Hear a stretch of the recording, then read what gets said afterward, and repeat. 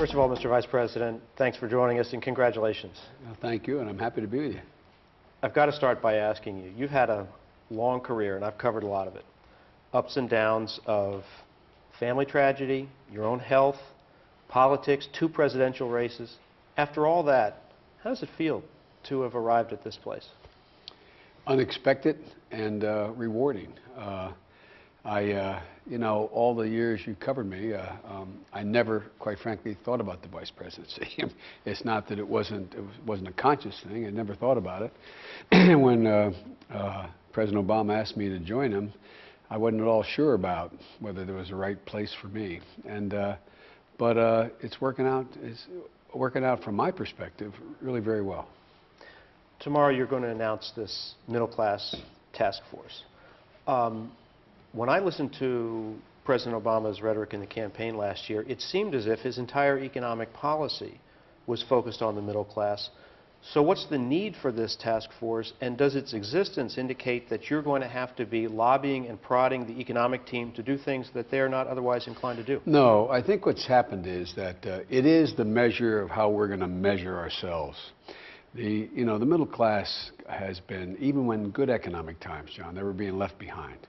And in bad economic times, they're hurting very, very badly. And so when I joined the campaign, one of the things that was comfortable about it, he was the exact same place I was when I was running independently about that's the measure of the health of the nation, is how well the middle class is doing. And right now, though, what happened when he took office, we anticipated to be bad, the economy, but I don't think anybody expected the international climate to be as difficult economically, nor at home as difficult. And so right now, he's spending all his time to making sure that we just don't drown, keeping this, not just our economy, but the world economy afloat. And so what he's asked me to do is head up a task force with all the requisite cabinet members to making sure that as we go forward with something beyond a rescue, as we go forward in building a budget and building our proposals as to how we're going to have a foundation for the 21st century, that somebody is focusing on, and we have a priority list, and everything from retirement savings to college education to compatible work and raising your children circumstances. So all of those things are things that we want to make sure don't fall through the cracks in terms of our longer term planning here. And so that's what my job's going to be. Middle-class families and everybody else is watching the progress of the stimulus package that's moving through the Congress. I was talking yesterday to a longtime Democratic economist, someone who's worked closely with your party, who's sympathetic to what you're trying to do, and said, is this the optimum package that the administration and the Congress could put together from a stimulus point of view to get this economy going? And the answer was, no, not really, that they could have more tax cuts, quicker tax cuts, but it's a political compromise. You've got a lot of Democrats in Congress who think this is their one shot to get a lot of spending priorities that they feel have been neglected in the past. Are you comfortable saying to middle-class American families that this is the best that you guys can do, or do you think it ought to be changed? It's not over yet. We've only gone through the first phase of this. That is, it's passed the House, which is a big, big step. It's about to pass the Senate, and we're going to go to conference. And I'm sure there's going to be some additional changes in this. What kind? Well, my guess is you're going to see maybe some additional infrastructure spending. You may see some changes in some of the things that have been put forward by the House in terms of spending, and maybe even some changes on the tax side. But look... More tax cuts, in other words. Well, that may occur. But here's where we are. You have, for a city that did not function for 8 years in terms of any kind of bipartisan consensus, any kind of real coordination, here we are, God willing, with less than 20 days in the first session, passing the most significant stimulus package in the history of the United States of America. That is, and it's going to spend out 75% of it quickly. To spend out every way we want to. I mean, for example, you have a circumstance where you want to make sure you don't create, as they say, a tail. You don't want to start a spending program that locks you into long-term spending. And the other side of it is you'd also like to be able to, if you could write it as, you know, there was no Congress, you just write it yourself, you would like to have significant reforms built into this as well. But you know the process on the Hill, you know the process here. So I think it's as close to as good a balance as you can get, because I think it will create 3 to 4 million new jobs. I think it will, in fact, have begun to lay the foundation for some of the changes in the 21st century we need, particularly with regard to infrastructure and tax structure as well. So you know, could it be better? When you have 2 branches of government and 3 separate entities working on something, I'm not sure it could have gotten at this stage much better than it is. I think it's good. I think you'll see it get better. And I also think you'll see Republicans voting for it. Well, let me ask you about that. Notwithstanding all the personal outreach and good feeling from your side and to some degree from the Republican side as well, you got 0 Republican votes in the House. Now it goes to your old place, the Senate. There are 2 ways that you can approach looking at Republicans. One is to say, you want to vote against the president at 70% with the American people saying in the election they wanted change, you go right ahead and take that risk. The other is to say, you know what, we want to do more. You're right about some objections to this package. We're going to make significant changes. Which is the approach that you guys are going to take, and what is reasonable for you to expect in terms of Republican support in the Senate? Well, let's start off. The Republican support in the Senate, the Republican attitude in the Senate, unrelated to us, is slightly different than the House, substantively. There's the differences. Secondly, a good portion, a significant portion of the elements of this package before it was submitted had Republican input. I personally spoke to 7 Republican senators in detail, laid out what do they need in the package, what's important to them. So it was already, we already in the political jargon, quote, compromised. We don't consider it compromise, cooperated, compromised before we even submitted the package. Now, number 1. Number 2, the Senate is going to have, with Republican support, I predict, they're going to be much more inclined to support a Senate package, which will be somewhat different, but not substantially, not significantly different than the makeup of the House package. So how many Republican votes could you get? Well, 10?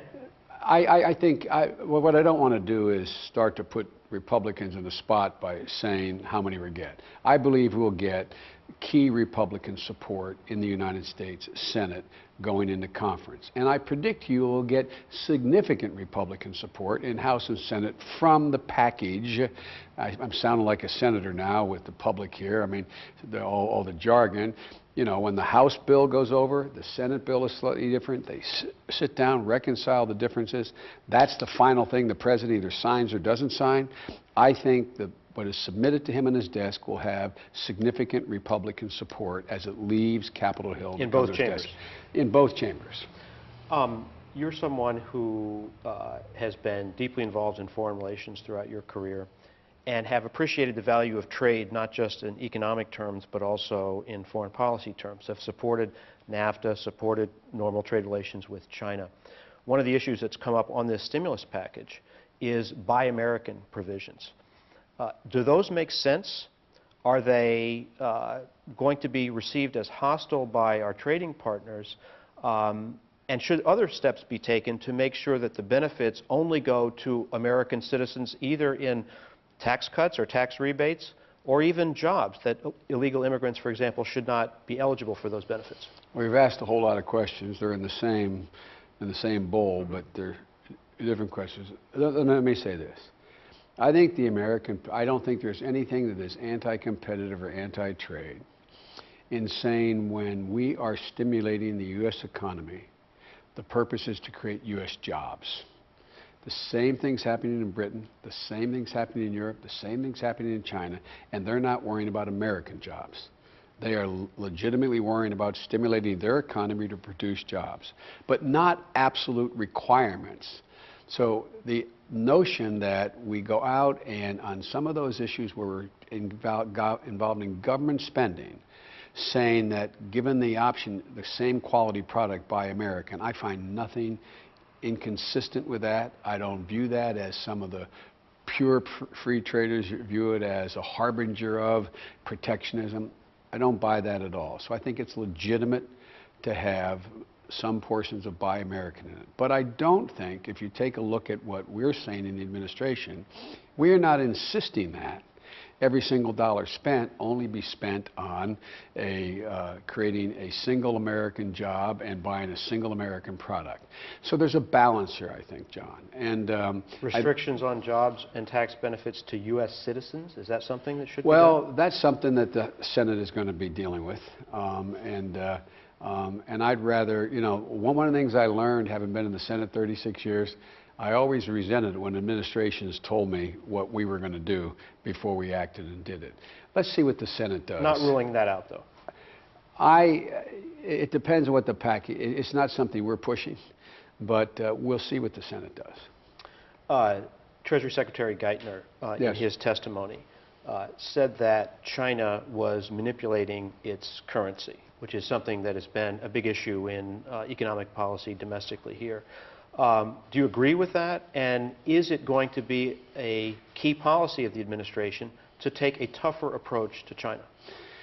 The policy of this administration is going to be to say to China, which occasionally the last administration was reluctant to do, you're a major player on the world scene economically, and you've got to play by the rules that everybody else plays by.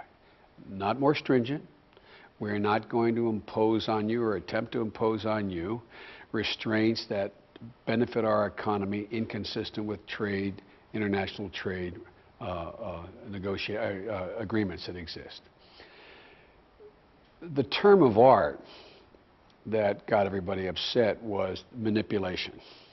There's been no judgment based in the administration that there has been a manipulation because, as you know, that word triggers within trade agreements certain responses. But it is clear that there has been a policy on the part of the Chinese government that I would argue is inconsistent with their long-term economic well-being of having a total export economy here and doing things that guaranteed that, promoted that. Understand their problem. They got to create 20 million new jobs a year to keep from falling behind. But it's not sound world economic policy. And so we're going to be, in that sense, blunter with the Chinese about, you're in the deal, you play by the rules. What about consequences of the kind the past administration didn't support that your old colleagues Lindsey Graham and Chuck Schumer have talked about? Well, that requires a determination that there is, quote, manipulation. We've not gotten there yet. Is a so-called bad bank to pull up bad assets on the books of many financial institutions, is that a good idea? Look, the President and to some extent we put ourselves in the line to get another $350 billion for an acronym that no one in the public understands, the TARP, meaning that money to infuse into our banking system to get credit flowing. An economist that works for me, Jared Bernstein, said, it's kind of like if you think of an artery, you have all this plaque built up in the artery because the diet's been really bad and you've not been taking care of yourself, and it constricts the flow of the blood. Well, that's what's happening now. There's a constriction of the flow of credit to normal people, normal credit. People being able to go, small businessmen keeping their inventory, being able to borrow money to send your kid back to college, being able to borrow money to buy a car, or if you're in a position to buy a home in this economy. And so we want to get that flowing. We have to, in order to do that, expend this $350 billion much more wisely. It's got to be transparent. It's got to be accountable.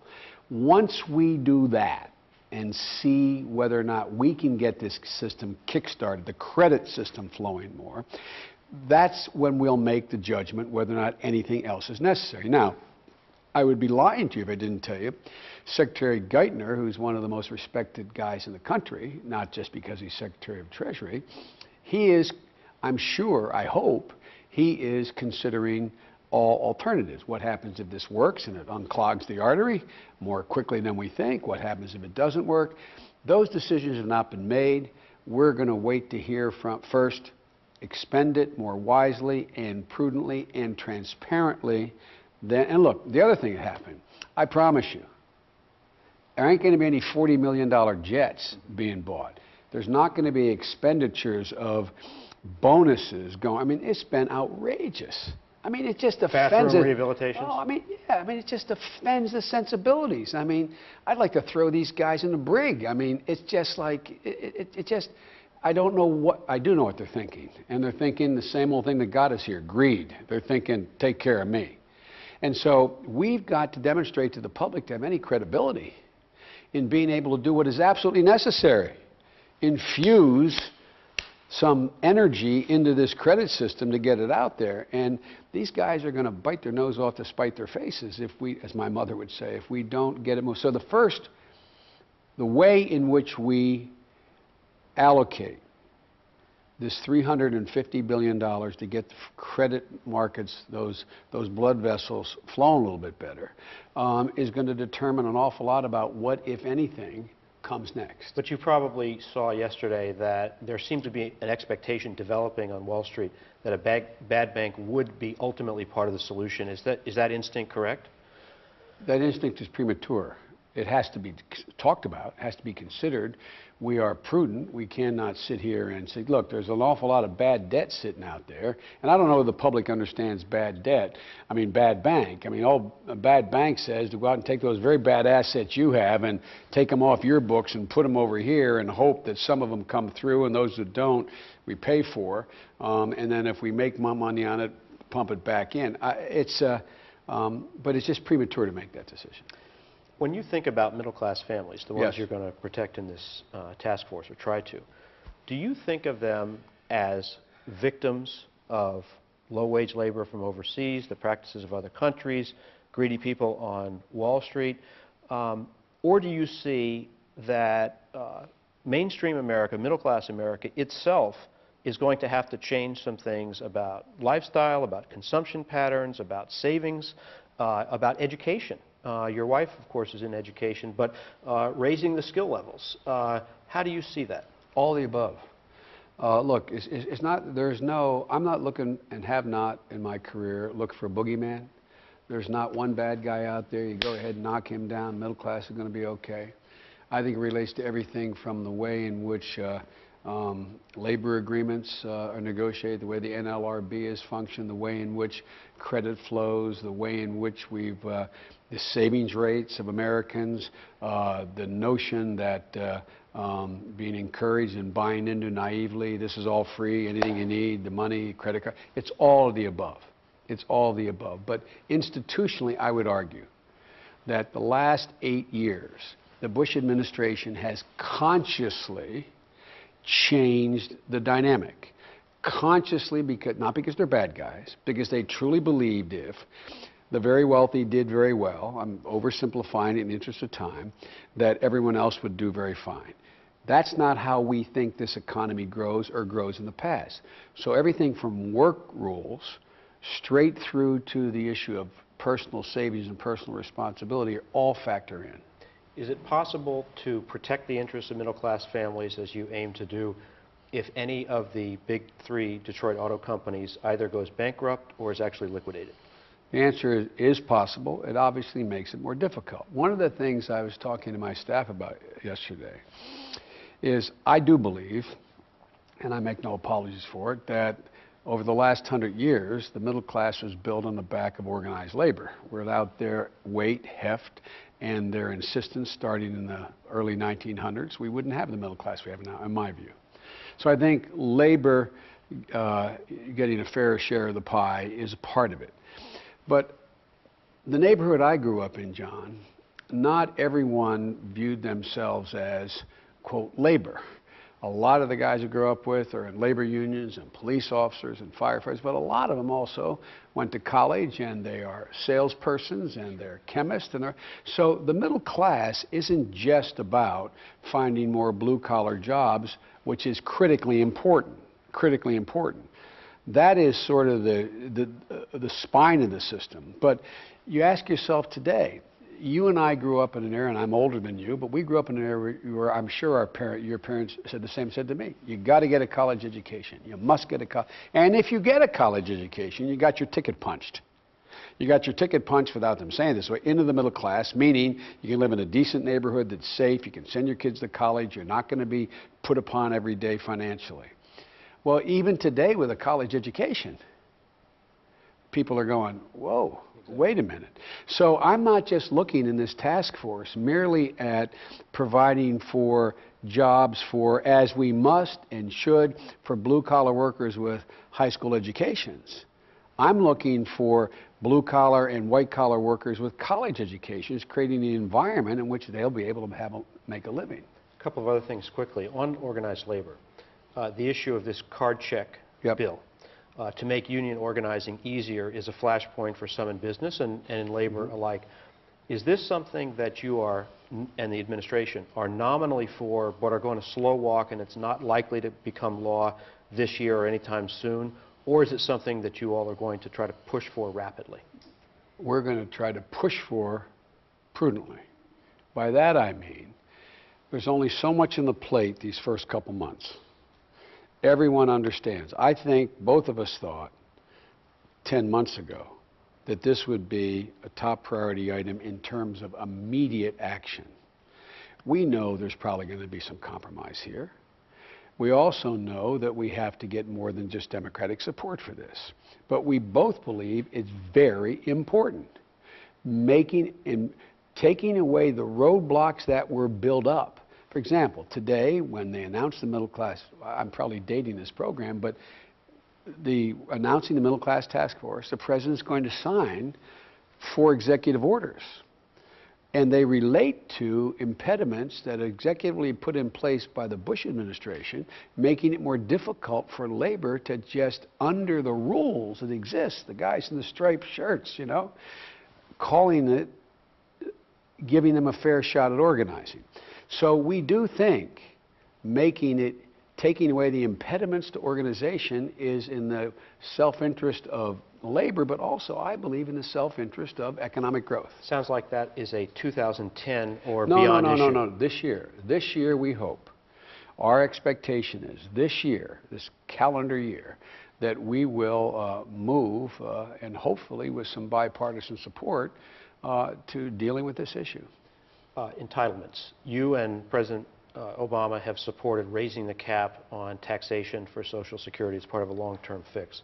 Are you also willing, since so many people say to get both parties involved you have to do benefits side as well as the tax side, are you willing to tell middle-class baby boomers that to protect the finances of their children that they're going to have to accept lower benefit cuts, and when do you expect to move on that issue? Well, we're not willing to negotiate anything in public, number one. Number two, we are willing and are aware, especially with the burden placed upon us with the incredible debt we're inheriting, the yearly deficit, the awful economic circumstance, that part of the long-term solution here is dealing with entitlements, including Medicare, which is even more immediate and, in a sense, more consequential in the near term, as well as Social Security. But benefits included? I'm not making that judgment now. I'm not making that judgment. It's not mine to make, it's the president's to make. Of course. 2 more things before we go. My colleague at the New York Times, Sheryl Stolberg, had a terrific piece today about the informality of the Obama White House. The president in his shirt sleeves in the Oval Office. You've seen a lot of presidents come and go. A little over a week into this one, tell me what's different about the feel of Washington and the White House from your observation. I think it's a big difference. And it's not just, I think, atmospherics. Let me speak to the atmospherics. Number one, this is a guy who welcomes challenging opinions. This is a guy who's totally, to use that trite expression, comfortable in his own skin. There's never been elected official I've worked with, president or in my iteration when I was a senator for 36 years, who is as incisive and disciplined about what he focuses on. I was with him yesterday, as they say, in the tank with the Joint Chiefs of Staff. My impression clearly was they were all impressed with this guy they didn't know. The questions he asked, the terms he sets, the way he lays down what his objectives are. He's clear, he's disciplined, there's a precision in his thinking that has surprised everyone, and that goes along, not surprised, struck everyone, and it goes along with a genuine informality. It is, and that informality breeds you being prepared to say, well, Mr. President, I don't think that works. I mean, what do you think about, as opposed to walking in and say, sir, you know, it's a very different environment. It's not unlike Bill Clinton was, or excuse me, President Clinton's administration, which was, there was some informality about it. But there's a whole, and he means two things that have really struck me. One, he really means he wants to get rid of this sort of vituperative attitude down here in Washington about Democrats and Republicans. He means it. He means it. And the second thing is... And 0 votes in the House doesn't mean that's over? No, it doesn't, because guess what? He invited them down the next night. Nobody voted for him, and he invited them down. We were there last night. And his basic, look, okay, it's take time. It's going to take some time. Is he going to make a big difference? You got in some hot water early in the presidential campaign for something you said related to his status as an African-American candidate. Is he, in this city and in this country, going to make a big difference in race relations? I don't think he views it that way, but I think just per se, it says a lot about America. As he points out, it says a lot more about America than anything else. And it makes... And you can see, I mean, look, you've covered inaugurations. There was a feel here. There's a feel about the country, not just about the administration, about the country. And so I think everything about him, culturally, politically, stylistically, all encourages the idea that nothing is impossible, but no inflated promises. Let's get to work. Let's get it done. Put in the effort. There's nothing we can't do. And I think everything about him reinforces that. Last question, as a Pennsylvania native, are you guaranteeing a Steelers victory in the Super Bowl? Well, I'm rooting for a Steelers victory. I know you're supposed to be one of these guys that says, I'm not sure. I'm for the Steelers.